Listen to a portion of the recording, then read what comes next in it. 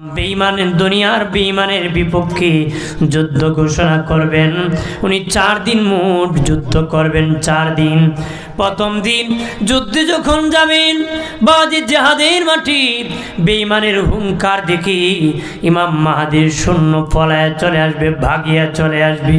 দিনে নবী বলেন, যারা আমার ইমাম মাহাদিকে ময়দানে রাখিয়া ভাগিয়া চলে আসবে, আমার আল্লাহ কোনোদিন তাদের তওবা কবুল করবে না। নাউজুবিল্লাহ। ভাগিয়া যায় কি না সমাজে? আগে ও লাগ বেটা, ঝগড়া লেগে যাব, ঠিক কি না? লাগলে পরে বেচারা পলায়।